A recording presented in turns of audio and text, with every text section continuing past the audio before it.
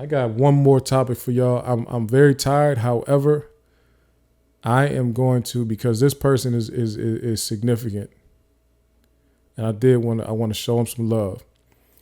There is a man who has just been inducted into the National Inventors Hall of Fame. Y'all know I shout out the inventors, the engineers. I got to shout them out.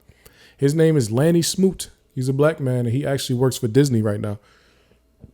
He works for Disney right now as one of their super engineers, and he's inventing a bunch of stuff over at Disney. He invented like this crazy floor that you can get on, I guess, when you're doing like augmented reality and virtual reality games and stuff.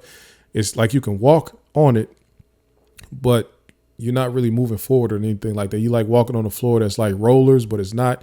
I don't know. It's crazy. I don't even know how he came up with anything like that. But let me just read a little bit about my man's background, because he is the top inventor for Disney right now, but he didn't get his start at Disney. So let's read about him. Here we go. Let me read his background. Born December 13th, 1955, Smoot became fascinated with the process of invention early on while growing up in Brooklyn, New York City. Well, Brooklyn, New York. Brooklyn is the borough in New York City in New York State. Okay.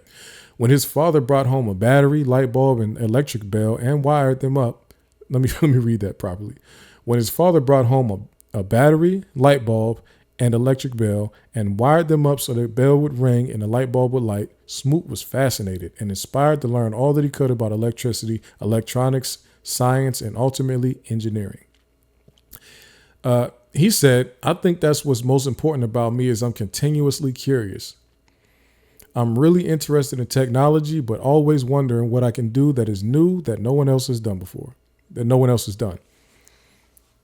This is important right here. Smoot's parents encouraged him to follow his continuous curiosity, instilling in him a confidence to explore and experiment, as well as desire to contribute to the world.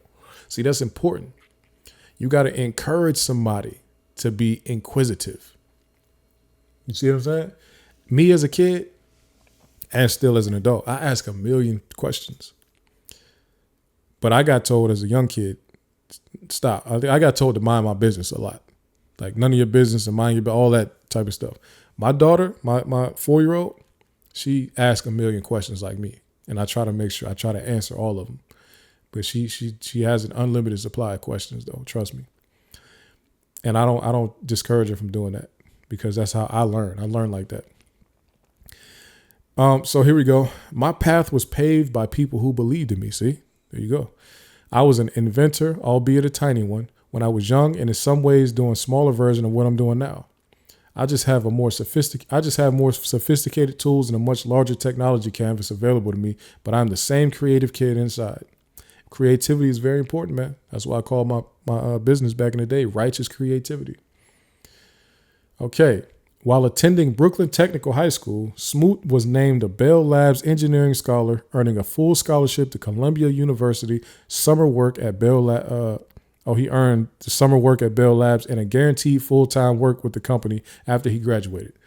So his engineering prowess made him become a Bell Labs scholar, which was big. Y'all remember Bell was humongous back in the day. Bell was so big that they was deemed a monopoly and they broke him up.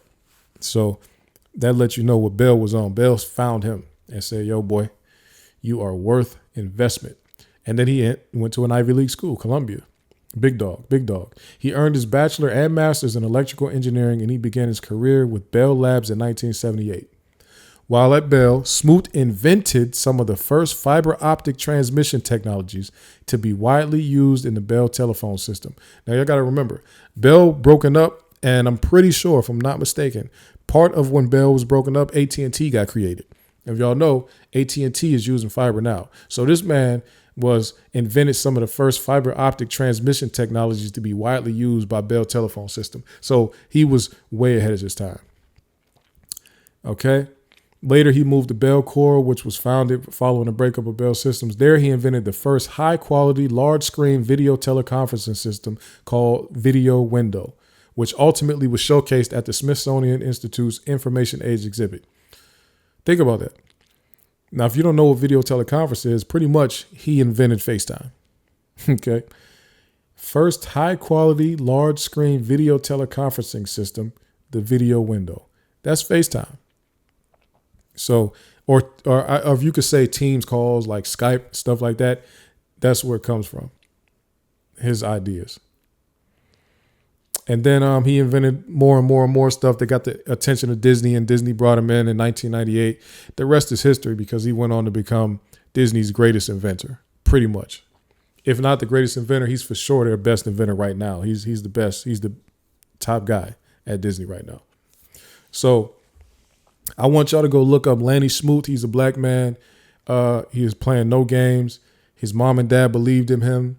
They encouraged him to be inquisitive and be continuously curious, never stop asking questions, never stop learning. And he went on to be one of the greatest inventors this country has ever known, as many black people are. And so many people are like, oh, black people, we don't create nothing. We don't do it. Yes, we do. There's plenty of black creators there's always been plenty of black inventors.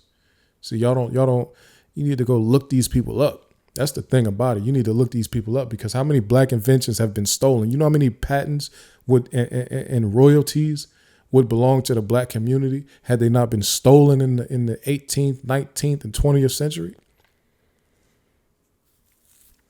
Shout out to everybody now that's able to, access the USPTO now, the United States Patent and Trademark Office now, because our stuff is not being stolen like it was back in the day. Shout out to Lanny Smoot.